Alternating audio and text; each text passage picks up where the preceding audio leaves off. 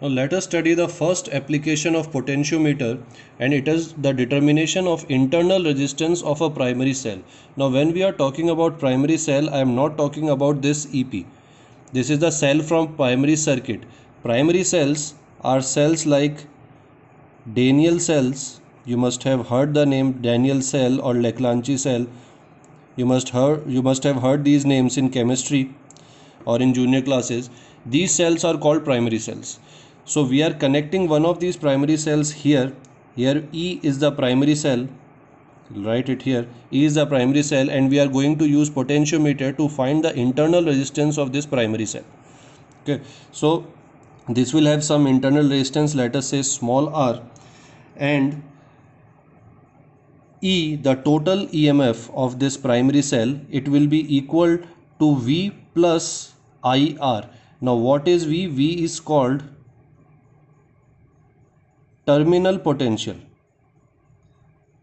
and IR is the potential drop across the internal resistance of the battery R. If this primary cell has some internal resistance, then there will be some potential drop on that resistance also, plus there will be some potential of the battery also. So the total potential, the total value of EMF E becomes V plus IR, where this V is called terminal potential. It is a important thing for 1 mark question. Remember this V is the terminal potential and IR is the potential drop across the internal resistance.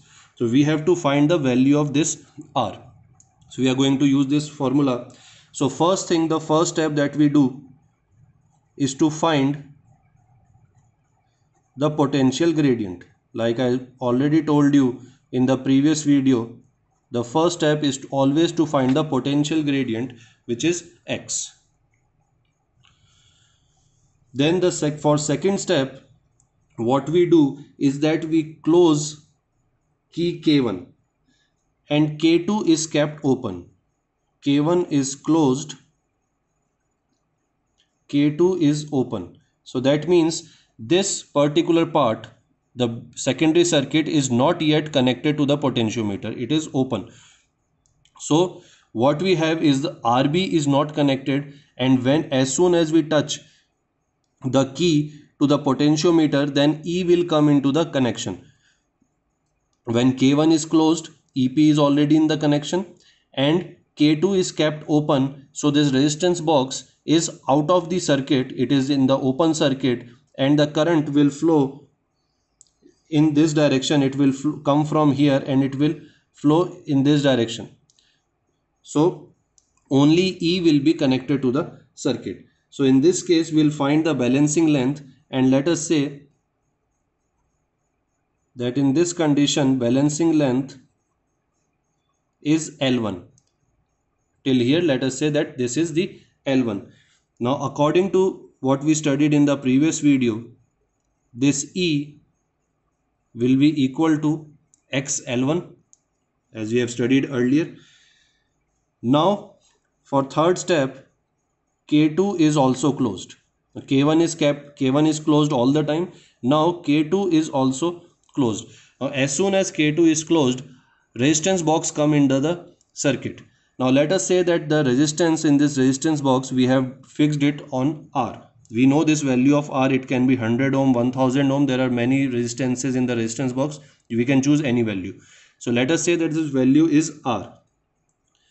If this value is R, and then we have to again find the balancing point. Let us say this time the balancing point that we are finding, the balancing length, let us say it is L2.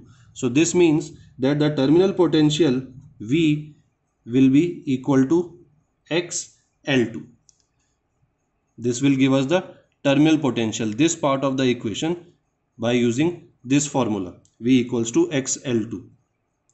Now if we use this equation, then E primary cell, the total potential of the primary cell, will be equal to V plus IR, or we can write it as XL2 plus IR.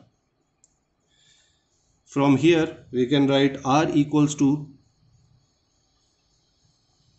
from this we can write R equals to E minus V upon I, and this will be equal to XL2 also.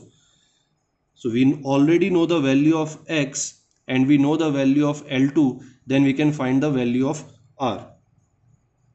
So if I write it here, then E minus V, and this can be written, I'll just write it, by Ohm's law, V equals to IR or I equals to V by R. So if I put this value of V by R here, then it will be equal to E minus V into R.